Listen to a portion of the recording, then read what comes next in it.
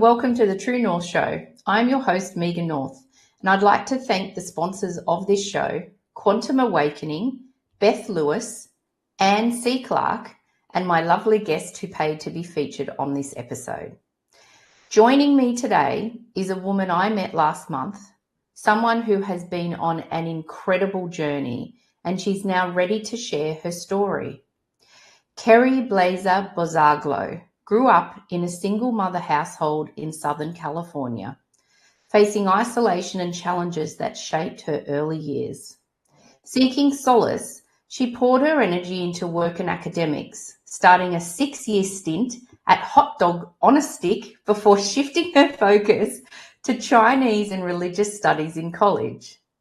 In 1995, Kerry married an Israeli man she met in Tibet and soon earned her master's in Eastern Asian Studies from UC Santa Barbara. That same year, she began her journey as a mother to 3 children. By 2005, after her divorce, she built a career in health insurance compliance. In 2015, the loss of her mother on Kerry's 45th birthday marked a turning point. Compelled to confront her psychic gifts and childhood trauma, she navigated a decade of healing, spiritual awakening, and transformation. With support from shamans, psychologists, yogis, and medical experts, she learned to channel emotional pain into personal wisdom. Kerry's deepest growth emerged through relationships with influential men who became mirrors for her wounds. Chess champions, decorated instructors, and security professionals. Their presence revealed the universe's reflective nature. Now, Kerry draws on her journey to inspire others to transform their emotional wounds into wisdom, sharing her insights for healing and personal growth. Welcome to the show, Kerry. I am so pleased that you're here with me today. Thank you so much. What an amazing introduction. And we can't forget about my job at Hot Dog on a Stick. Have you looked up what Hot Dog on a Stick is? Yes, because it's very American.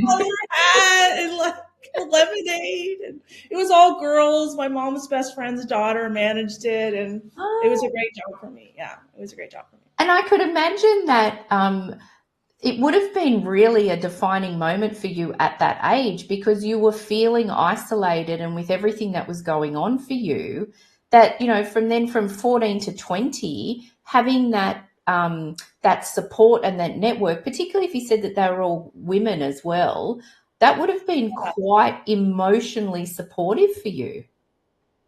You would imagine it would be. Oh, but not. But this is the thing, you know, we attract what we are, right? Oh.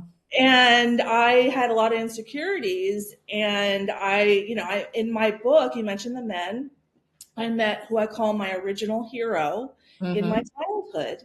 And so that job, it kind of came about as a direct result of a kind of crash and burn between us. Like, I'm getting a job.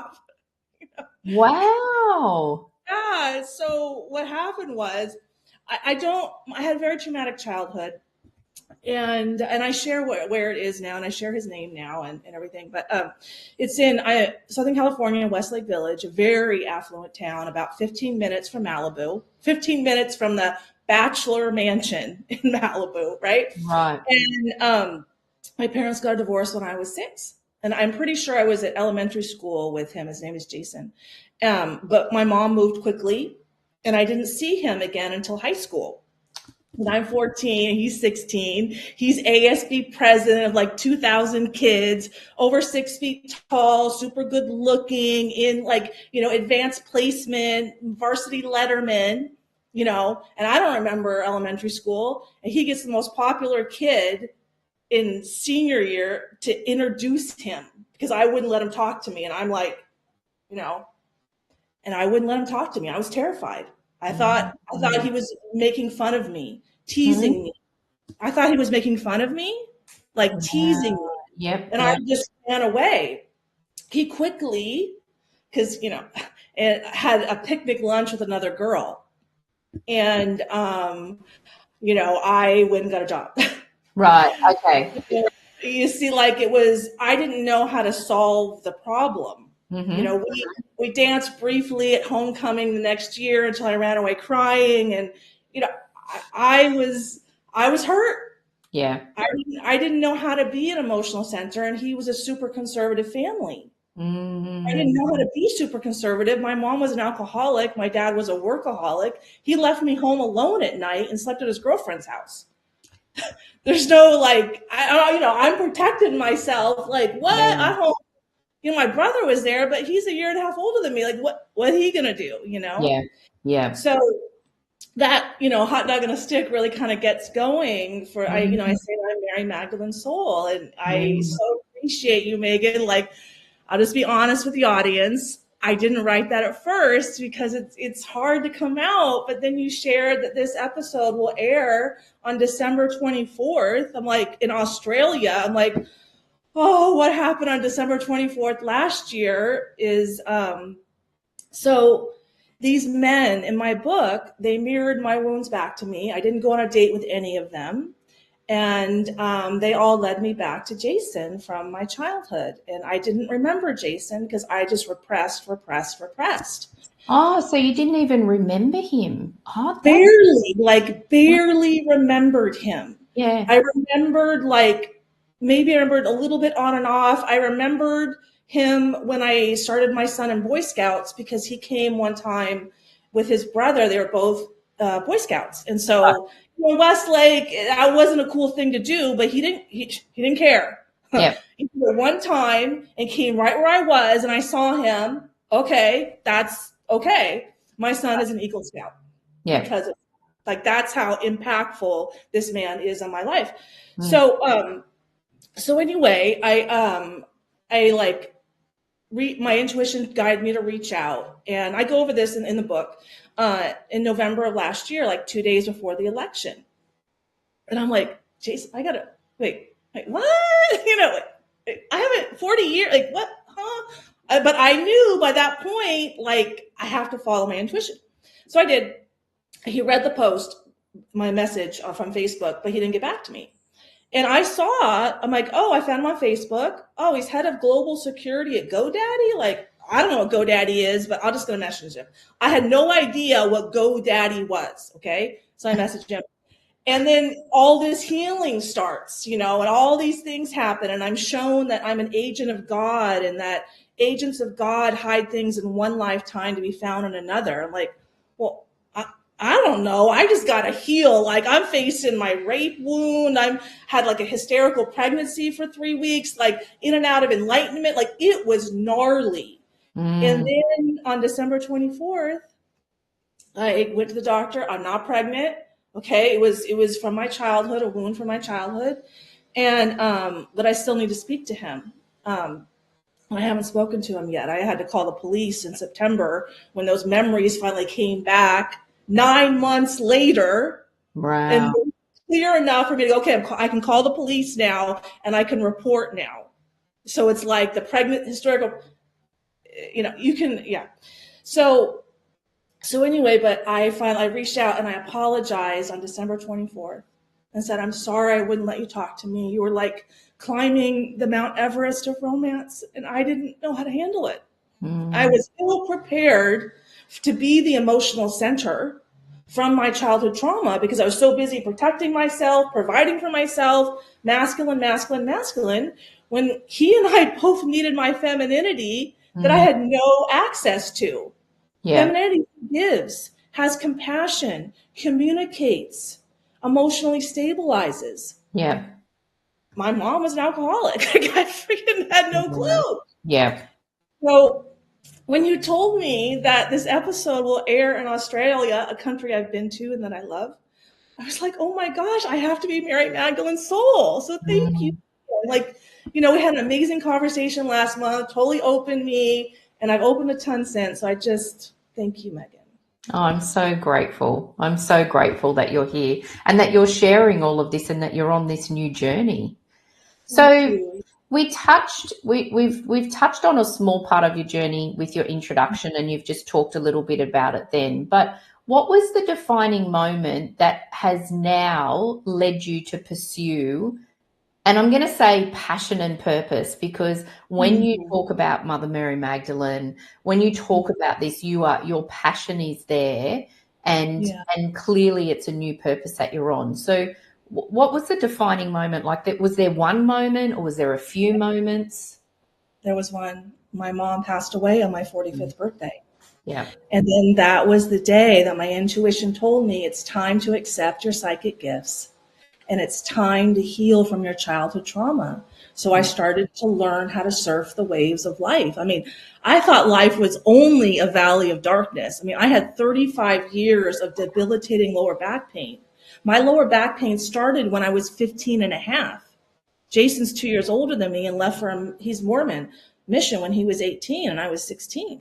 You know, I bought a car, a green car. Green is the heart chakra, but I didn't know it. You can see on my website. So I bought from Hot Dog on a Stick money, and my grandma and my mom, even though my dad made problems, right? I brought a Kelly Green Carmen Gia stick shift, and I owned that thing. I owned it. Like, green is my favorite color, you know? So, yeah. That was how it really started, was my 45th birthday. And then that was 4 years later, my youngest daughter. So these are my three kids. Ethan's over here. And then my older daughter, Yael, my youngest daughter, Orly's over here. And then that's my mom. They all have my back. So my youngest daughter, Orly, developed an eating disorder from all of her dad's childhood. He's Israeli. That just speaks for itself, right? So, and like, something else about being Israeli, like, tomorrow is the 30th anniversary of Itzhak, because we're taping on November 3rd. November 4th is the 30th anniversary of Itzhak Rabin's assassination. And Amit, my ex-husband, I met him 2 weeks after Rabin was in Beijing for the historic Sino-Israeli meeting. And he has personal pictures of the Israeli flag next to the Chinese flag around Tiananmen Square. Now, he's former Israeli Defense Force, like special forces, right? So he was seen like part of that entourage.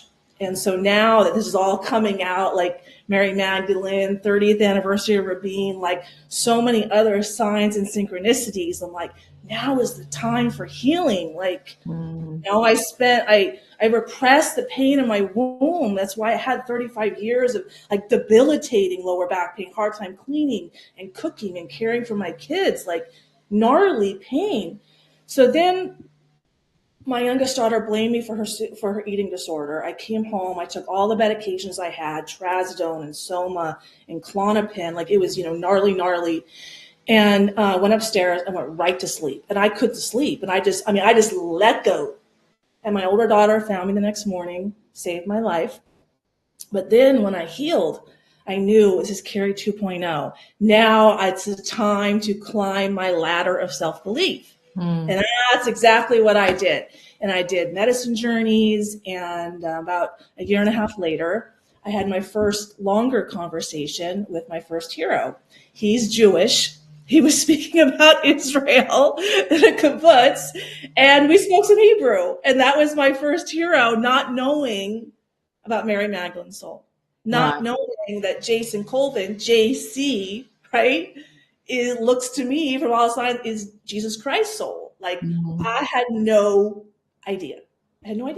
I just was living my life. Oh, I want to go to China. Oh, I want to go to Tibet. Oh, Israel. Let's go to Australia. Cool. Learn to scuba dive. Like, I just lived my life, had the kids, and then this all happened. My soul has a plan for me. So that's how I learned. So when you were in the corporate world, when you were working in the health insurance industry, did you have any intuitive inkling at all, or were you just completely blocked off to everything? Oh, yes. So that was part of my prep work before I talked to my first hero, Tim. Right. So in the book, there's this, like, I can't get into it for attorney-client privilege. Yeah. But the girl did some good work. Right. and got a lot of claims paid. I mean, I pulled to me an issue that it could have taken down the company. And I just, they decided to have that department be overseen by compliance by a completely different compliance department that was not under the main compliance department after that. Because I pulled the darkest to me. I mean, I went toe to toe with a guy 3 below the CEO, went to meetings, and what do I care? I'm like a low-level compliance, and I'm not under his structure. And I can't problem after problem, and I do the research, and I come prepared. And he uses emotional confusion, and I'm sitting here going, there's this fact, there's this fact, there's this fact. At the end, he tried to say that the payout would be 1/37th of what it actually was. And within like 6 sentences, I proved to a woman who reports the CEO that I was right. And everybody is just silent. And I'm like, how? This has been going on for a long time. And now and the interesting thing is I was sitting next to the grievance team handling the grievances for that insurance product when I started the company, about 13 years prior. Wow. Our souls have a plan. Yeah. We totally have a plan. It was amazing. Yeah. And I'd love to go back to just a comment that you made about all the issues that you had in your back. So I'm a theta healer, and so what I am led to understand and learn from Creator is that when we have issues with our back, it's because we feel disconnected to Creator and we don't feel supported. Very feminine is creation. I mean, my first enlightenment experience showed me that. And that was a year and a half ago. It was starting, and then I heard enlightenment. I'm like, oh my gosh. And I've lived in Chinese Buddhist monasteries, but no one ever taught me that enlightenment is an emotion. Yeah. So then I was guided to ask the universe, what do I need to see? And then I was shown, because 2 of the guys in my book are fire academy instructors. So I'm really connected to the first responder mental health crisis. I'm like, okay, well, that's all messed up. Let's go to the family. Oh, well, I know that's messed up. Okay, okay, take me back to the beginning, and then what happened, right? There was God, and then what? So I'm looking at God. I'm like, okay, so God, and I'm an analyst, right? God creates and God orchestrates. I'm like, well, that's feminine. I'm like, why are we ascribing feminine to the masculine? And I didn't go west with my religious studies history. I took an American religious studies course in my undergraduate. Mary Magdalene. I mean, I even had to Google this year, did Jesus have a wife? Didn't know about the Gnostics or early Christianity. I didn't know. So yeah, that's like. Wow. Wow. Yeah. And your mum, do you hear your mum? Yes. Yeah. Through a lot. So she passed away in the morning, when the veil is the thinnest, about 3 a.m. And the hospital called me right away. I went right back to sleep, and then she came through and thanked me, because I went back to Florida, brought her home, and she was, quite ill. It was not easy, but she didn't have tubes, and she got to see her grandchildren and her children and my stepfather. And so I was able to give her the passing that her soul desired. And then when my stepfather got sick, the same year that I attempted suicide, I never even told him, because he had idiopathic pulmonary fibrosis. When I called him when I got out of the psych ward, I knew what to do, and I knew how to take care of him. And that helped. And I'm a woman who needs a lot on my plate. I had to have my daughter in a rehab for eating disorder. My stepfather was critically terminally ill on hospice, and I'm starting a new job at my insurance company, and I gotta heal from my suicide. That's the level of kind of challenge that I need. And what I didn't know at the time, there's a prophecy about Mary Magdalene's return by the Cathars from southern France. Now, they were decimated, about 1 million of them, in the 13th century by the Inquisition from Spain. And that ties me to my Israeli last name that I'll get back to in a second. But the Cathars, like Mary Magdalene, the story is that she went to southern France and they started the religion Way of Love. They know that self-love creates heaven on earth. You don't go to, outside of yourself. But that's, like the church is an external solution to an internal problem. That'll never work. So they knew this, but then they're heretics because the church wanted control, right? They repressed the feminine, elevated the masculine and created a very structural hierarchy where women couldn't talk. But then the church is the is the bride of Christ. Like in Judaism did the same thing, like their temple, you got to go through a thin veil like the hymen once a year, and then you can go in and get forgiveness. Oh, that forgiveness is right brain. That's feminine. Oh, we go to Jesus for forgiveness. That's right brain. That's feminine. I mean, the more I looked to it, the more I unearthed, I was like, this is the repression of the feminine. Now we need to restore the feminine. Now is the time for self-healing that started in 2012 with the Mayan calendar. Like it all logically made sense why I was born in 1970, got a divorce. I'm unearthing all this darkness, and Jason's former FBI. And all the men I attract into my life are sexually overexpressed. Like Andrew Tate is one of the men that I've helped because I had a personal relationship with his best friend over DM on Instagram. And I didn't see it coming, but I followed my intuition. Jason got his job at GoDaddy 1 month before I reached out to Justin. 2 months later, Andrew was canceled on social media. Oh, internet security, and then FBI, and then solitary confinement. Like I'm working in lockstep with someone, but I needed all that time too. Like the solitary confinement with Andrew Tate, I would sit in the dark in my garage in a recliner and talk to Andrew's soul because I resonated with how alone he, felt to need to see it outside of himself at the level of solitary confinement in a Romanian prison for 4 months. Yeah.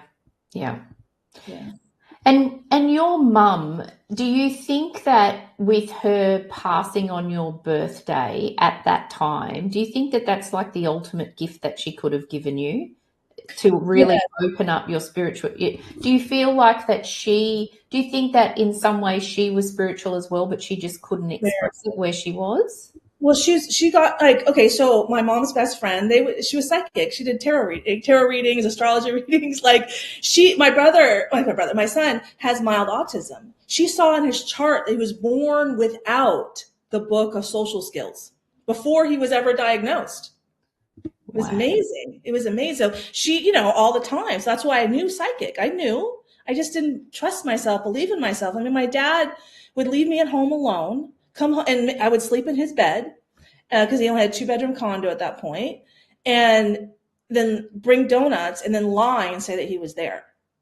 Well, if I don't see you there, but you say you're there and you're the father, how am I supposed to trust what I see, right? Mm-hmm. I have a visual processing disorder that's in the fourth percentile. That's how bad it is. Something will be right in front of me on the screen, but where is it? And yes, it's an emotional block. It is. It comes up. It's an emotional block. It is. But yeah, that's how it impacted me. So that just blows my mind that you just say that, because all of the information and the wisdom, like all the study you've done and all of that, you must have to really push through that visual piece for you to be able to understand what you're actually doing and studying. And I have a slight hearing loss because I had tubes in my ears. My mom's a smoker. So I'm fighting a hearing loss, which I'm an aural, AURAL learner with dyslexia and difficulty, internalizing information because I don't believe the outside world. These are the challenges up against. I figured out that if I want to gain Mount Everest sized wisdom with a plethora of enlightenment experiences as Mary Magdalene's soul, then I had to take on an equal and Mount Everest size of wounds, of trauma. And that's exactly what my life has been. But because I'm an older soul, I need that level of challenge, right? To unearth, to even notice it, right? if you're going to hurt me, you better bring it, because like you can go on my website and you can see the visions that I've had, and why I called the police station in September and said, I'm remembering all of these things from my childhood and I don't know what to do. Do I make a report? Like, yeah, we're going to come over, just make a report. And, I'm making a report on FBI and, GoDaddy exec. And then, Andrew Tate was warm up for the fire department, which was warm up for so basically I'm telling the police that I'm confronting the rapist culture in the fire department, in the FBI and executives. And people, multimillionaires like Justin Waller. And then, chess champions, which Andrew Tate's dad was, them too. And then Winston Churchill gives us his quote, which is, it is said that famous men are often the product of an unhappy childhood. I'm like, oh, so there it is, the deep wound for the profound knowledge and wisdom. And that's how our souls plan our lives, based on our wounds, because our souls are energy beings, our energy bodies. So the laws of physics apply. I'm like, once I figured that out, I was like, oh, this is helpful. Now I can kind of understand some things. Why has my life been like, what the heck? Yeah. And so do you feel like that now that you're I suppose got a bit more clarity in relation to why you're here, what your journey is and your purpose, do you find that now when you're healing things that you're able to heal it and it's like, okay, that part of it's done, what else do I need to do? Like, is it really like a big list of things that you need to work through that you're comfortably working through? No, so I've been, so I would say, how does it happen now? It's day by day. Right. So like Jason, he came through in my first enlightenment experience. Like, Jason, what's Jason doing here? But I still had a ton of cognitive dissonance. I had a picture of him in my phone from my high school yearbook that I found 2 years prior. Oh, he used to stare at me all the time. Maybe guys like this have liked me before. I'm just trying to put the pieces together. And when you don't have that many pieces, it takes time to make all those connections, but now all the pieces are there. So I understand why when I'm being shown a lesson, like visual processing disorder, I've going on podcasts and finding podcasts on Facebook, and I didn't see the form. So I damned the guy. He's like, well, you can't just, cut the line by, I'm like, oh, making assumptions about my behavior means no, thank you. Well, then he wanted to keep going because now I'm drawing a healthy boundary. You see? So like the point, it was on purpose for me not to see the link so I could show him the universe is a mirror and bring this wisdom to him. And then the final one, I said, I have no interest in going on your podcast at all. I am drawing a boundary with you like I've done with several other men like Andrew Tate on my own dime because it heals me too. End of story. And I know now that like Carl Jung says, where your fear is, there is your task. Yeah. So when I'm confronted with a fear, hit it head on. Because if I don't, then my soul has to find other ways to get me to do it. And then it's more time consuming. So now my life is really, because I just face the fear, up, face the fear, face the fear, face the fear. And this has been the ladder of self-belief I've climbed this year. Is I published my book in April. Then around my birthday on June 25th, right, opposite December 25th, cardinal Cancer sign, water, the whole thing. I'm like, JC, did Jesus have a wife? Like, I'm on the Jesus Council, agent of God, which means prophet in biblical Hebrew. Hide things in one lifetime, you find them in another. Oh, the Gospel of Mary, and all the other Gospels. And, so I just started believing that and grounding that. And then September, I fully grounded that. And then, I fully grounded that. And then I just follow my intuition tells me what to do. And I find out why later. Well, September 14th, I started making YouTube videos about being Mary Magdalene soul. Now, I didn't know what was coming on what is the Shabbat of return. Shabbat Shuvah is the Shabbat between Rosh Hashanah, the Jewish New Year, and Yom Kippur, the Day of Atonement. That's their holiest time. It's a time of self-reflection. That's feminine. It's feminine time is their holiest time, but men are better than women? Wait a second. Okay, so on the Friday, I wasn't putting the pieces together because I am not Jewish. My ex-husband's secular, right? Oh, this is my 6 divine feminine love strategies. Oh, I wanted to put this all in one paper. Let me just put it all in one paper. Oh, let me go make a video. Okay, cool. Next day, I make 2 videos, and then I ask the question: has the church been successful at teaching love thy enemy? And I would say it hasn't. That's really love thyself. The perception of an enemy is the falsehood. So we're all souls having a human experience. So there's no enemies here. Then I sat in my chair, another huge enlightenment experience, like, oh, rapture, this is the rapture, oh, second coming, oh. And I'm sharing this self-love strategies. And so the next day, my intuition says, look up Shabbat between Rosh Hashanah and Yom Kippur. I'm like, oh, it's the biggest day of self-reflection of the year. And then I do work on the Messiah, because there's a lot of prophecies that the Messiah was going to come that week in September. Right, in September 22nd, 23rd, that we're in Rosh Hashanah, and all the horns were being blown, and there was the red moon and the eclipse, and all these prophecies. Like, oh, the Messiah, they think it's a covenant written on our hearts that bypasses scripture. I'm like, that's an enlightenment experience, And I go, it's all on my website, Second Coming, you can read it all up. And so then I'm like, oh, that was that. And no one knows when or how, no one knows when, and there's no prophecy for Shabbat Shuvah 2025 or 5786 in the Hebrew calendar. So I made some more videos, and then I stopped making my videos. And then what came out of me was my Wisdom of Peace plan, which shows how change is an inside job, how Jews must hate themselves a lot to attract so much hate into their lives. And I use all the science to describe it. So the Jews need to admit they hate themselves. America's got to stop the lobbyists like AIPAC first, like got enough already. Then maybe Islam will take, and kill all Jews out of their texts. Like, this has got to stop, right? And then China needs to say, I need help. And I saw all of that intuitively before I remembered Yitzhak Rabin. And that was just a few weeks ago. And so now I've written that up, and now I'm getting it out. And that's how my life happens. I don't know what the plan is. Like, I haven't talked to Jason yet, but if I just called the police, probably isn't time yet, Yeah. And our souls talk constantly, and very traumatic childhood he had. He's unearthing a lot of darkness. Like my first guy, Tim, he very much into BDSM. Well, where's BDSM.com registered? Oh, a GoDaddy.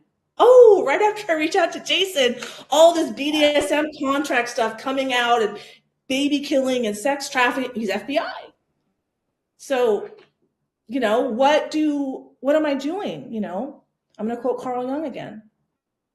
One does not become enlightened by imagining beings of light, like Jesus, but by making their darkness conscious. Yeah. So his soul and my soul, Christ and Sophia, we come here and we're gnarly. So we take on the gnarly work to help ourselves and help everybody else. Yeah. We're not different than anybody else. Those are just the lessons that we need to learn. And then we have these roles on Earth. Beyond Earth, I don't friggin' know. I'm just trying to let's stop killing each other on Earth, right? So, but that was, it's November 3rd, and that's been a lot to accept this year. That's a lot to accept. It's really interesting when you're just talking about that, that mirror is always what we need to be working on ourselves. And I tell you what, when that's, you just go, really? Oh, that's tough, isn't it? And then you realize why a lot of people shy away from doing the work on themselves, because doing this work is not easy at times, particularly when you're looking at that mirror, because it can be shocking. Feedback loop. If I had to accept that every time I see selfishness outside of myself, that is my soul showing me my own selfishness. Yeah. Every time I see beauty outside of myself, that is my soul showing me my own beauty. And in accepting that, it's liberating, but it's like, oh my God. And if you take a show like The View, where they're constantly making ad hominem attacks on racist and misogyny, I'm like, those women are talking about themselves. The whole world is doing it, and we're this unaware, and then we're killing each other because of it. Yeah. Like, okay, this is the time. This is the time. Yeah. Yeah. Wow. I'm going to take a break and just hear from our sponsors. And then what I'd like to do after we come back, I'd really love to talk to you about mental health and well-being. Yes. What it means for you, what do you do, what has worked for you in the past and what you're doing now. So I'd love to dive into that if we can. For sure. Great. Excellent. All right. So we'll just hear from the sponsors of the show and we'll be back in a few minutes. Okay.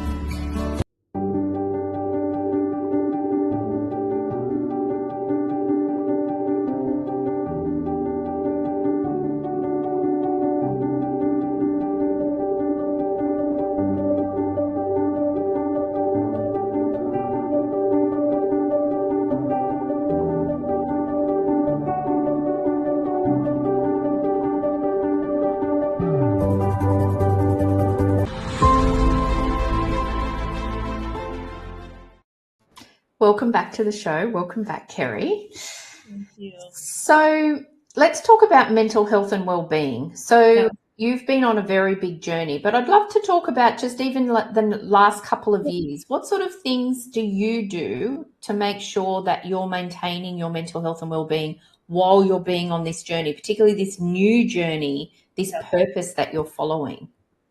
So what I noticed, because it's been 10 years, is that I'm following simple frameworks.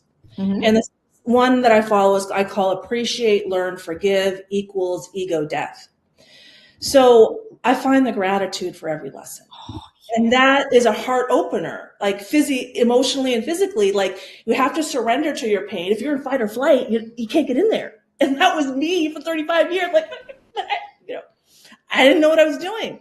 So I start with appreciation. You can do that in different ways. You can do that with a journal, and I've done that, where I write 3 things I appreciate about my life. You can start that with a gratitude meditation. You can do, walk barefoot in nature while being grateful for nature. That's another way. Do something that's a heart opener, okay, and surrender.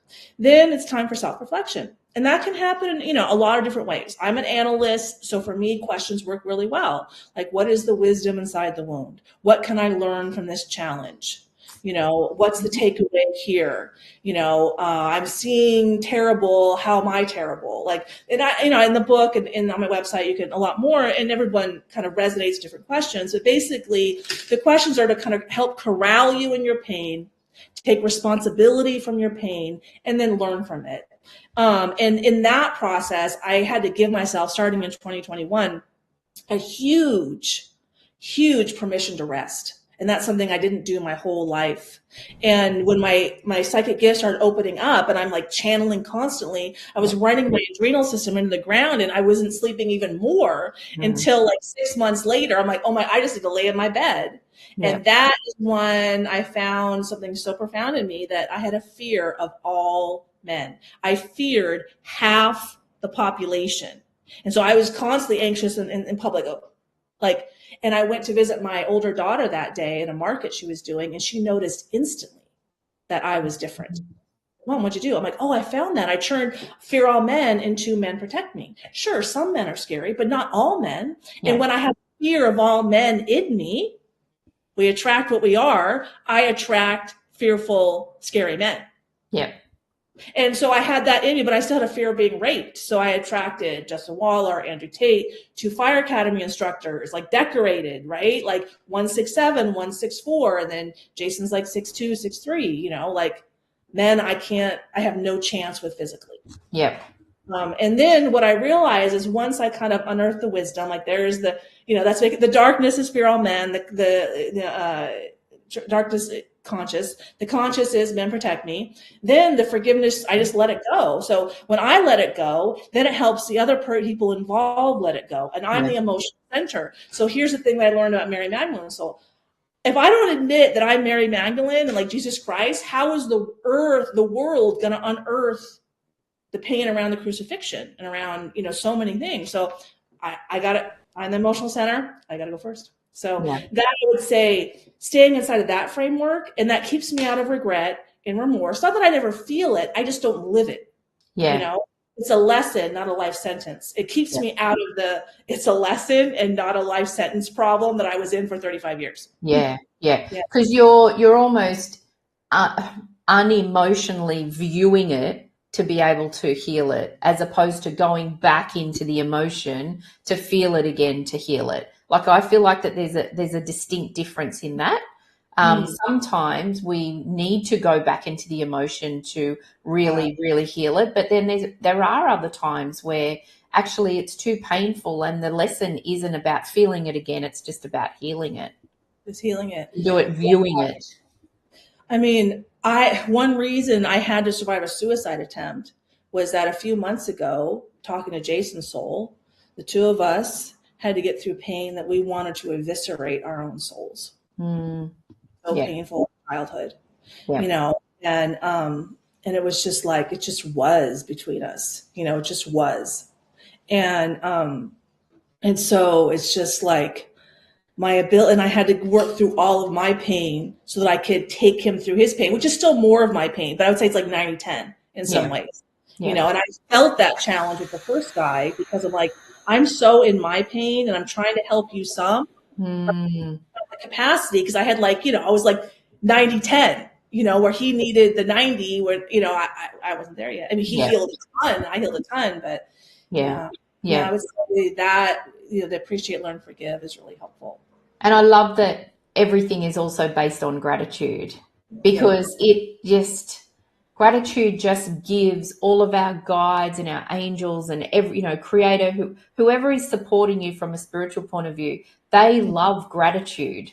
Because when we're grateful, like, I'm like, our energy shifts, and then they go, "Ooh, she really loves that. Let's give her more. Oh, what else can we put in front of her that she's going to be grateful for?" It's such a beautiful way, just even energetically, but mental health wise as well. And I mean, to share something about myself, when I was 30, after my older daughter was born, I almost died. I went back to work after 3 weeks. I didn't value my ability to create human life. I didn't value my womb and what came out of my womb, and, what was I? And I almost died, Wow. Yeah. I almost died afterwards. And then my stepfather told me that I needed to be grateful to God. And I had no idea how to do that. I had zero idea how to be grateful for God. And I have a master's degree in religious studies, but that was, academic. I'd lived in Israel, but they're secular. Like Amit's great grandfather was the top Sephardic rabbi in Haifa, but why is he secular? So like you get back to like Wisdom of Peace plan, it kind of brings all these pieces back together where the Cathars were, they were killed. And then, but the Cathars and then the Bouzaglo Jews were together in Eastern Spain. And the the Sephardic Jews are more mystical, more kind of respect the feminine, like early Christians are more mystical, right? And so they recognize the feminine. So not only like Bouzaglos are discriminated against inside of Israel, but why, right? Expression of the feminine, I think, by the Ashkenazi Jews, but then they're more legal Torah, and so they're hating on their own inside of themselves. Itzhak Rabin's assassination is one more example of that, where a really conservative Jew, or Orthodox, I think it was, killed him, and he was more left leaning, like my ex-husband, and that was 2 months after I got married. So there's a lot of like hate to get into there, like inside of Israel and then outside of Israel. And it's just, it's painful. Yeah. But that's yeah. Wow. Do your kids, like, is the mental health piece for them, like the gratitude piece in particular, is it something that they grasp onto as well? Not grasp onto, it's the wrong word, but is it something that they practice as well? Okay, so this is a great question that's coming up. So my older two, yes. My older daughter, she's the most advanced. My son, he's the most psychic. My son, I kept going the wrong way. But anyway, what's happening right now is my younger daughter still has a serious eating disorder, and I just texted. I haven't talked to her dad in years. He doesn't want to talk, and I just texted him today because I talked to my older daughter over the weekend. I said, Orly is screaming family pain. We need to come together as a family. This whole keep everybody separate, that's just screaming pain. Like, she came out of me and like, I don't have anywhere to go on Thanksgiving. My family doesn't talk to me because that's, anyway. That's another story. But you can imagine that they haven't healed yet. And so I just reached out today and said, our daughter's committing slow suicide. We need to come together to heal our daughter. Like, but this is how much pain there is, And then I've already written the Wisdom of Peace plan and the whole thing, get into it about Jews, and I go straight there. I had the second coming, and I went straight back to Israel, and then and I even asked my older daughter. I said, ask your dad what Shabbat Shuvah is.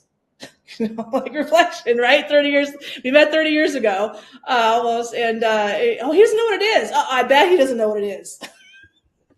And then she got to learn what it is. And I don't know what happened next, but, I'm reminding him that he's a Jew, and he has pain and, Yeah.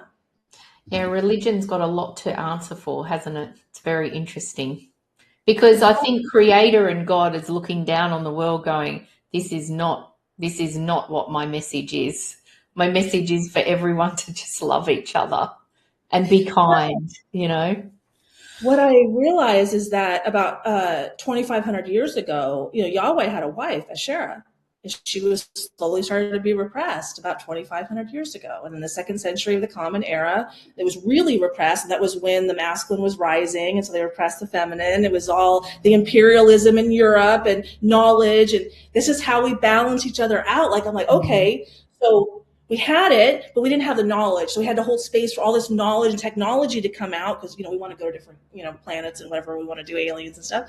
So that had to come. And then that was repression of the feminine. But now, and it's like, was just amazing to see. And then to accept that we're multi-dimensional beings. And this is all happening at once. And then because I asked myself, well, why can't we just get into the body as a soul? Like, why do we have to go through this slow process of finding wisdom? Oh, well, the human body's nervous system can't recalibrate that quickly. Yeah. And I went from a ton of shame gear, into changing that to love, compassion, enlightenment. So I just naturally seek that out and attract that in. That's a slow process. I'm like, oh, okay. Well, okay. Yeah. I definitely find that when I spiritually up level, spiritually I'm there, but then my body's like, whoa, hang on a minute. Give me time to catch up. Sometimes I'll get a migraine or I'll get sick or I'm like, you know what, I've got no energy. I have to have a day off in a sense because spiritually, energetically, I'm there, but my body's like, I'm trying to catch up, because it's the 3D. It's like the physical thing. So, yeah, really interesting. Very interesting. And I had to super just like on every level accept that the 5D goes first, the 3D goes second, women go first. Like, it used to be a woman who was drop a handkerchief in front of a man. And now I'm like, well, men aren't coming up to me. Girlfriend, you don't know how to be a girl. Because we taught women to leave the center and go occupy the orbiter, the providing and protecting. And so when the woman left the center, destruction of the nuclear family, that destroys society. That's a huge wound. Yeah. And, that's just not going to work in the long term, which hence we are 20 years from population collapse. Yeah. So, while women say they want that, but what brings hormonal balance? What brings emotional balance is women need to be in their right brain for most of the day and not their left brain. Right. And that's home life. Like, what do I do now? I'm in and out of enlightenment almost every day. I'm exhausted. I haven't barely gone to yoga in a year and a half, where I was there 5-6 days a week. Yeah. But this is what was necessary for me to get the book out, and then accept, and then second coming, and visit, and then podcasts, like 60 podcasts I've been on since June. It's but this is the listening. This is the mental health is I have to listen to myself. Yeah. I could mentally tell myself, no, Kerry, your heart is wrong. But, oh, wait, I know that my heart, the neurological structure in my heart is far more complex than my brain and sends far more signals to my brain the other way around. And the electromagnetic field is 5,000 times stronger. So maybe my heart knows a thing or two. Yeah. It might. Absolutely. So we've actually only got a couple of minutes left. I could sit here for hours and talk to you. I mean, we felt like that when we first met last month. So there is so many other things that we could explore, but we are hampered by time today. So I'm going to ask you the same question that I love to ask all of my guests before we wrap up our conversation. So what is one lesson or truth that you've learned on your journey that you wish you had known earlier? Changing the world is an inside job. Oh, I felt that. Thank you. And that's my peace plan is called changing the world is an inside job, because blaming everybody for our problems doesn't solve anything. Yeah. Like, if I want to have a healthy relationship, I have to change and attract that into my life. And love yourself. Yeah, I had to upgrade, and a lot of amazing things happened to me when I accepted that reality that the only problem I have is my self-hate. Yeah. Yeah. A beautiful, absolutely beautiful way for us to finish our conversation. Thank you just so much for joining today and for sharing your story, because I know that this is the beginning of a new journey that you're on. And I'm just really grateful that you're using your voice to just share all of this knowledge, this wisdom, who you are, showing up exactly who you are and who you're meant to be. So thank you very much. Thank you. And I just want to say Merry Christmas to everybody. I know this is going out on December 24th. It's like all these synchronicities. Jason's coming. He's coming. He'll come. Yeah. Okay. And I too would love to thank all of my amazing and dedicated audience and supporters of this show. I'm really grateful for everyone's support that you've shown me this year. And yes, so it's in America, it'll be the 23rd of December, and in Australia today, it's the 24th. So I just want to wish everyone a happy and wonderful holiday season. Here in Australia, we're in the middle of summer, but for everyone else in the US and other places, you're in the depth of winter. So I hope that your days are filled with love, gratitude, healing, and laughter. Thank you so much, Kerry. Thank you. Bye. See you.